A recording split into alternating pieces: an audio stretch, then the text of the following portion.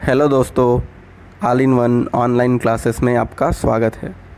तो दोस्तों, आज हम CGPSC के अंतर्गत राज्य वन सेवा भर्ती परीक्षा 2016 के प्रश्न पत्र पर चर्चा करेंगे और मैं इस पर डिस्क्रिप्टिव एनालिसिस करूंगा, क्योंकि 2020 के परीक्षा के पहले एग्ज़ाम के पैटर्न को समझना बहुत ज़रूरी है और यह प्रश्न पत्र एग्ज़ाम के पैटर्न को समझने में बहुत ही उपयोगी साबित होगा।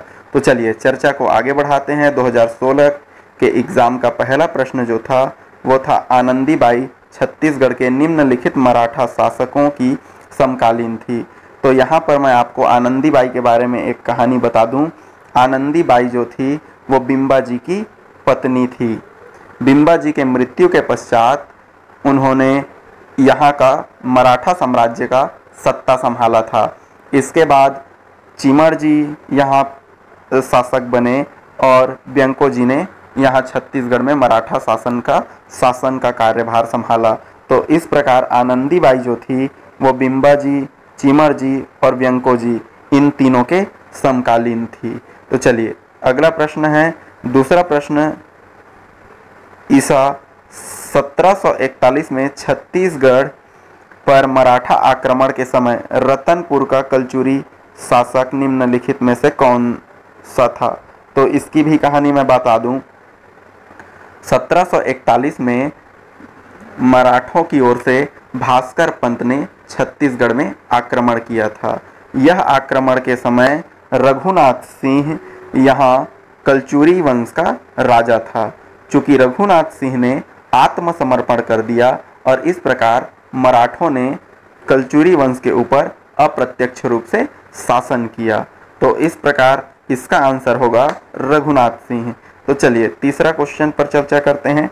2011 की जनगणना के अनुसार अधिकतम एवं न्यूनतम अनुसूचित जनजाति वाले जिला निम्नलिखित हैं। तो इस जनगणना के अनुसार नारायणपुर जो है वो अधिकतम अनुसूचित जनजाति वाली जिला है और जांजगीर चांपा न्यूनतम अनुसूचित जनजाति वाला जिला है। तो इस प्रकार इसका जो ऑप्शन होगा 5 एवं 4 ये डी होगा। तो चलिए आगे बढ़ते हैं हम।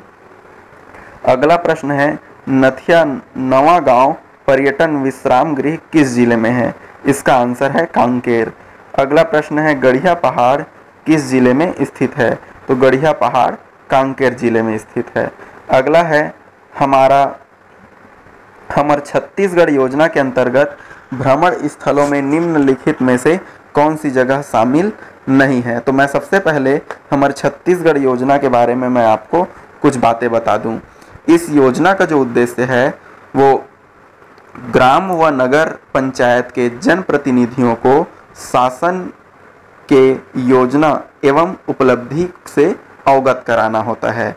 तो जो भी पर्यटन स्थल है या शासन ने जो काम किया इसके बारे में बताना इस योजना का उद्देश्य है।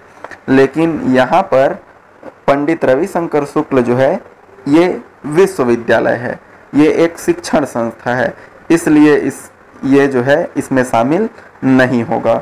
अगला है, पंचमुखी विकास कार्यक्रम का संबंध किससे है? तो पंचमुखी विकास कार्यक्रम का संबंध शिक्षा गुणवत्ता से है।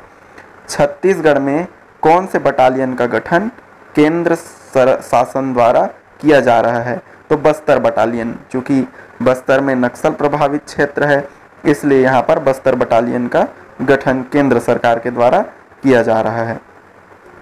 9वां प्रश्न है, निरांचल परियोजना के क्रियान्वयन के लिए छत्तीसगढ़ के किस जिले का चयन किया गया है? तो ध्यान रखें जसपुर इसका आंसर है निरांचल परियोजना के क्रियान्वयन के लिए। तो अगला, रिक्त स्थान भरिए। जब आइस बादर करिया सूरज मुँह तोपिस फरिया। एक बार फिर से रिपीट करेंगे, जब आइस बादर करिया सूरज मुँह तोपिस फरिया। तो इस प्रकार इसका यहाँ रिक्त स्थान पर जो जगह है उसका आंसर होगा करिया। तो चलिए आगे हम बढ़ते हैं। राज्य के कुल भौगोलिक क्षेत्र के कितने प्रतिशत भाग में वन है? तो देखिए राज्य के भौगोलिक क्षेत्र के राज्य मतलब छत्तीसगढ़ राज्य के भौगोलिक क्षेत्र के अनुसार यहाँ पर कुल 44.21% क्षेत्र पर वन है, ध्यान रखेंगे। अगला है, कौन सी सिंचाई परियोजना बहुउद्देशीय योजना है? तो मिनी माता हसदेव बांगो जो परियोजना है ये बहुउद्देशीय परियोजना है, और ये कौन से नदी पर है? हसदेव नदी पर। जो मिनी माता है इसकी एक विशेषता और ध्यान रखेंगे, मिनी माता ये हमारे छत्तीसगढ़ की सबसे ऊंचा जलाशय है। अगला है हमारा, वन क्षेत्रफल की दृष्टि से भारत में छत्तीसगढ़ का स्थान कौन सा है? तो वन क्षेत्रफल की दृष्टि से छत्तीसगढ़ का जो स्थान है वो तीसरा है, लेकिन आप अगर आर्थिक सर्वेक्षण 2018-19 का अगर हम डाटा लेंगे छत्तीसगढ़ आर्थिक सर्वेक्षण का, तो इसमें चौथा बताया गया है, ध्यान रखेंगे, क्योंकि पहला मध्य प्रदेश, दूसरा महाराष्ट्र और तीसरा ओडिशा और चौथे नंबर पर छत्तीसगढ़। ये छत्तीसगढ़ आर्थिक सर्वेक्षण 2018-19 के डाटा के अनुसार। तो चलिए आगे बढ़ते हैं। 16वां प्रश्न है, पंडवानी गायन का कथनक क्या है? पंडवानी गायन का कथनक महाभारत है। मैं इसके बारे में कुछ बातें और बता दूं आप लोगों को। पंडवानी जो है ये महाभारत का छत्तीसगढ़ी रूपांतरण है, और इसमें नायक जो है भीम होता है और इसमें नायिका द्रौपदी होती है, ध्यान रखेंगे, महत्वपूर्ण है। अगला प्रश्न है, रायगढ़ घराना के नर्तक कौन नहीं है? तो इसके आंसर होंगे पंडित बिरजू महाराज। अगला है, कोसलानंद काव्य के रचयिता कौन है? कोसलानंद काव्य के रचयिता गंगाधर मिश्र हैं। अगला प्रश्न है, निम्नांकित में से ताला गांव में खुदाई में मिली प्रतिमा किनकी है? तो ताला गांव में जो खुदाई हुई वहां पर जो प्रतिमा प्राप्त हुई वो प्रतिमा रुद्रशिव की है। ताला गांव के बारे में एक बात और भी मैं बता दूं, यहाँ पर छत्तीसगढ़ का सबसे प्राचीन मंदिर स्थित है जिसका नाम देवरानी जेठानी मंदिर है, और यह गुप्तकालीन है, जो ईंटों से निर्मित है और नागर शैली में है। अगला है हमारा, रायपुर के प्रथम आवासीय विद्यालय प्रयास की स्थापना कब हुई? तो आवासीय विद्यालय प्रयास की स्थापना 2010 में हुई थी, ये भी ध्यान रखेंगे, ये रायपुर में स्थित है। अगला है, वैदिक काल में छत्तीसगढ़ को निम्न में से किस नाम से जाना जाता था? तो छत्तीसगढ़ को वैदिक काल में, वैदिक काल के ऐसे कोई साक्ष्य नहीं है जिसमें छत्तीसगढ़ को अलग कोई नामकरण किया गया हो। 23वां है, निम्नलिखित कथन को पढ़िए और सही उत्तर चुनिए। तो देखिए, छत्तीसगढ़ में कलचुरी प्रशासन व्यवस्था राजतंत्र पर आधारित थी। हाँ थी, क्योंकि एक राजा का जो बेटा होता था वो वहाँ का राजभार संभालता था, कार्यभार संभालता था। राजा की सहायता के लिए अमात्य मंत्री होते थे, ये भी सही है। संपूर्ण कलचुरी राजगढ़ों प्रांतों में विभाजित थी, ये तीनों सही हैं, और इसलिए इसके आंसर होंगे ऑप्शन ए। तो चलिए आगे बढ़ते हैं। 24वां हमारा प्रश्न है, निम्नलिखित शासन रायपुर की कलचुरी शाखा से संबंधित थे। तो इसमें से कौन सा शासक रायपुर के कलचुरी से संबंधित था? तो अगला है, चामुंडा सिंह देव, ये थे उमेन सिंह देव, अमर सिंह देव, ये तीनों थे। लेकिन यहाँ पर जो दिख रहा है मोहन सिंह देव, चूंकि मोहन सिंह देव जो थे वो रतनपुर के कलचुरी शाखा से थे, इसलिए ये तीनों सही है, और 1, 3, 4 ऑप्शन डी हमारा सही उत्तर होगा। अगला देखते हैं 25वां प्रश्न, निम्नलिखित कथन को पढ़िए और सही उत्तर चुनिए। छत्तीसगढ़ के प्रथम सूबेदार महिपत राव के समय में शासन की सारी शक्तियां आनंदीबाई के हाथों थी। ये कहानी मैंने सबसे पहले प्रश्न के समय ही बताया है। सूबेदार विट्ठल दिनकर ने प्रशासन में परगना पद्धति लागू की। हाँ, ये भी है, बहुत इंपॉर्टेंट है ये। सूबेदार बीकाजी गोपाल के समय में छत्तीसगढ़ में पिंडारियों ने लूट की, ये भी सही है। तो इस प्रकार हमारा ऑप्शन सही होगा 1, 2, 3। तो चलिए आगे बढ़ते हैं। आगे है 26वां प्रश्न। वर्ष 2014-15 में देश के कोयला उत्पादन में छत्तीसगढ़ राज्य का हिस्सा रहा। तो ऑप्शन सी है 22%। लेकिन आपको मैं इसको सुधार के बता दूं, आर्थिक सर्वेक्षण 2017-18 के अनुसार अभी वर्तमान में 21% जो है वो कोयले का उत्पादन छत्तीसगढ़ राज्य का हिस्सा रहा है। 21% इसका आंसर होगा 2017-18 छत्तीसगढ़ आर्थिक सर्वेक्षण के अनुसार। तो ये डाटा याद रखेंगे, 2014-15 को नहीं याद रखेंगे। तो चलिए आगे बढ़ते हैं। 27वां प्रश्न है, छत्तीसगढ़ राज्य में विश्व स्तरीय लोहा अयस्क किस जिले में नहीं पाया जाता? तो देखिए, लोहा दंतेवाड़ा में पाया जाता है, चूंकि बस्तर में भी पाया जाता है, राजनांदगांव में भी पाया जाता है, कोरबा में नहीं पाया जाता क्योंकि कोरबा में कोयला पाया जाता है। इसका आंसर है कोरबा। अगला है 28, छत्तीसगढ़ राज्य को किस खनिज से सबसे अधिक मूल्य के राजस्व आय प्राप्त होती है? तो इसका जवाब है कोयला, क्योंकि कोयले का उत्पादन सबसे अधिक होता है और कोयला हमारे छत्तीसगढ़ में सबसे अधिक है और इसलिए सबसे ज़्यादा राजस्व कोयले से मिलता है, ये ध्यान रखेंगे। 29वां है, छत्तीसगढ़ में ऑटोमोटिव उद्योग नीति लागू है। तो छत्तीसगढ़ में ऑटोमोटिव उद्योग नीति 1 नवंबर 2012 से 31 अक्टूबर 2017 तक के लिए ये लागू था। लेकिन जो ऑप्शन डी दिया है 1 नवंबर 2014 से 31 अक्टूबर 2019, ये ध्यान रखेंगे, ये छत्तीसगढ़ औद्योगिक नीति के लिए ये है। ऑप्शन डी जो है वो छत्तीसगढ़ औद्योगिक नीति के लिए है, ये ध्यान रखेंगे। इसको भी कई एग्जामों में पूछा गया है। अगला है, केलो परियोजना से किस जिले को सिंचाई सुविधा का लाभ मिलेगा? तो केलो परियोजना से रायगढ़ और जांजगीर चांपा जो जिला है उसको लाभ मिलेगा। इसके बारे में कुछ और महत्वपूर्ण बातें मैं बता दूं। केलो परियोजना को दिलीप सिंह जुदेव परियोजना भी कहते हैं और इसके साथ साथ केलो परियोजना केलो नदी में है और रायगढ़ जिले में स्थित है, ये ध्यान रखेंगे। अगला महत्वपूर्ण प्रश्न है 31वां, छत्तीसगढ़ राज्य में कितने वन परियोजना मंडल है? उस समय के हिसाब से जो आंसर था वो 7 था, लेकिन वर्तमान में छत्तीसगढ़ राज्य में 9 वन परियोजना मंडल है, ये ध्यान रखेंगे अभी वर्तमान स्थिति में। अगला 32वां प्रश्न है, छत्तीसगढ़ राज्य के कितने वन मंडल में होम हर्बल गार्डन की स्थापना की गई है? तो जितने जो वन परियोजना मंडल थे उसमें ही हर्बल गार्डन की स्थापना की गई है।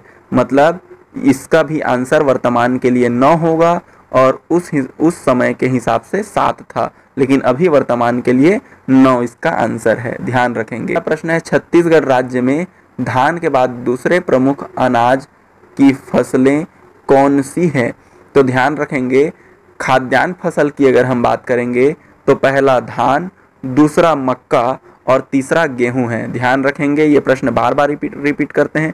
यहाँ पर आंसर दूसरा पूछा है मक्का है, अगर तीसरा पूछता तो गेहूं होता। लेकिन कुछ महत्वपूर्ण बात और बता दूं, अगर दलहन फसल कहता तो पहले नंबर पर चना आता, लेकिन अगर तिलहन फसल कहता तो पहले नंबर पर मूंगफली इसका आंसर होता। ये भी याद रखने योग्य बातें हैं, ध्यान रखेंगे, एग्जाम में आ सकता है। अगला है, पंचायत राज क्रियाकलापों पर निम्नांकित समितियों का आरोही क्रम बताइए। आरोही का मतलब है बढ़ता क्रम, पहले कौन समिति आई फिर बाद में कौन समिति आई। तो ध्यान रखें, बलवंत राय मेहता जो समिति है वो 1957 में आई। बलवंत राय मेहता समिति 1957 जो पहला दिया है। दूसरा दिया है अशोक मेहता समिति, ये 1977 में आई थी। फिर तीसरा जो दिया है GV राव समिति, ये हुआ था 1985 में। और LM सिंघवी समिति जो है 1986 में। इसका मतलब है पहला पहले नंबर पर, दूसरा दूसरे नंबर पर, तीसरा तीसरे नंबर पर और चौथा चौथे नंबर पर। मतलब ABCD इसका सही क्रम है और इसका आंसर होगा सी। तो चलिए अगला हम देखते हैं 36वां, खुरसेल घाटी किस जिले में स्थित है? खुरसेल घाटी नारायणपुर में स्थित है, ध्यान रखिएगा। अगला प्रश्न है नाडापल्ली गुफा किस जिले में स्थित है? तो नाडापल्ली गुफा बीजापुर में स्थित है। 2014 तक छत्तीसगढ़ के कितने स्थानों को पुरातात्विक दृष्टि से चिन्हित किया है? तो ध्यान रखेंगे 117 स्थान पुरातात्विक दृष्टि से चिन्हित किए गए हैं छत्तीसगढ़ में। छत्तीसगढ़ पर्यटन मंडल का गठन कब किया गया? तो छत्तीसगढ़ पर्यटन मंडल का गठन 2002 में किया गया। आगे बढ़ते हैं। 41वां प्रश्न है निम्नांकित में से छत्तीसगढ़ी गीतकार कौन है? तो इनमें से कौन गीतकार हैं? इनमें से गीतकार हैं लक्ष्मण मस्तूरिया। बता दूं आपको, बहुत एक प्रसिद्ध गीत था इनका, मोरसंग चलाओ रे। मोरसंग चलाओ रे जो गीत है इनका बहुत ही प्रसिद्ध हुआ, और चूंकि लक्ष्मण मस्तूरिया का वो गीत था और इसलिए यहाँ गीतकार हैं लक्ष्मण मस्तूरिया। अगला है छत्तीसगढ़ में आभूषण पहुंची शरीर के किस अंग में पहनते हैं? तो पहुंची हाथ में पहना जाता है।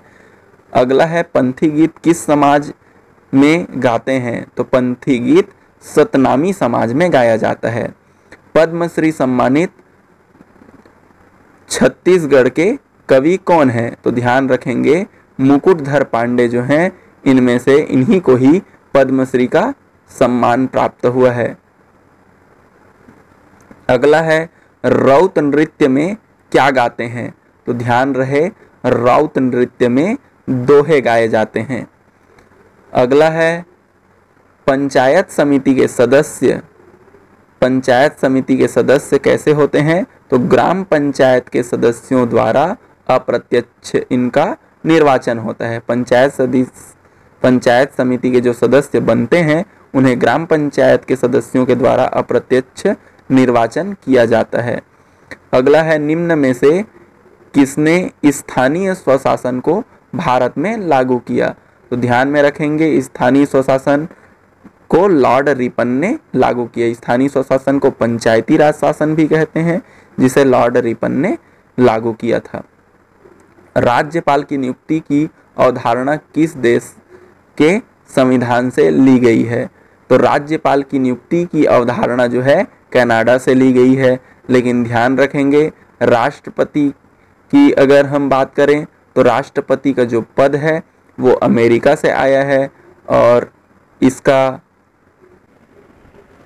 राष्ट्रपति का निर्वाचक मंडल आयरलैंड से आया है। तो इस प्रकार ये भी बहुत महत्वपूर्ण पॉइंट है।